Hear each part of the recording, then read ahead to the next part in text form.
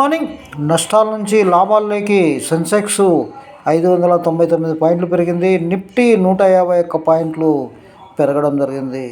ముఖ్యంగా మనం గమనిస్తే దీనికి కొనుగోళ్ల మద్దతు లభించడంతో నిన్న పెరగడం జరిగింది. అదేవిధంగా కెనరా బ్యాంకు 10 రూపాయల ముఖ విలువ కలిగిన ఒక్కో షేరును 2 రూపాయల ముఖ విలువ కలిగిన 5 షేర్లుగా విభజించనుంది. ఇందుకు రికార్డు తేదీగా మే 15ను నిర్ణయించింది. రాజా కపూర్కు బెయిల్ 466.5 కోట్ల మేరకు బ్యాంకులు మోసగించిన అనే ఆరోపణపై యెస్ బ్యాంక్ సహ వ్యవస్థాపకుడు రాణా కపూర్ను ప్రత్యేక కోర్టులో శుక్రవారం బెయిల్ మంజూరు చేసింది. అదేవిధంగా నారాయణమూర్తి మనవడికి 4.2 కోట్ల డివిడెంట్ వచ్చింది.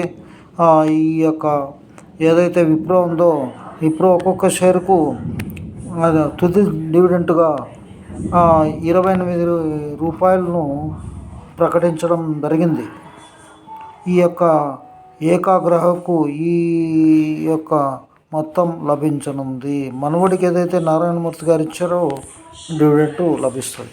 అదేవిధంగా విప్రో లాభం 2,835 కోట్లు. అదేవిధంగా ఈరోజు బోర్డు సమావేశాలు హెచ్డిఎఫ్సి బ్యాంక్ మాత్రమే ఉంది.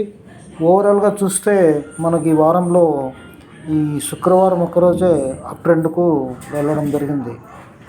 ముఖ్యంగా గమనిస్తే మనకు విప్రో ఐటీ రంగ సంస్థలో మంచి విప్రో కంపెనీ ఐటీ రంగంలో మంచి సేవలు అందిస్తూ ఉంది. కాబట్టి ఈ యొక్క షేరు మండే అప్ ట్రెండ్ వెళ్ళే అవకాశాలు మనకు కనిపిస్తుంది. నమస్తే, thank you. Please subscribe my channel. Thank you.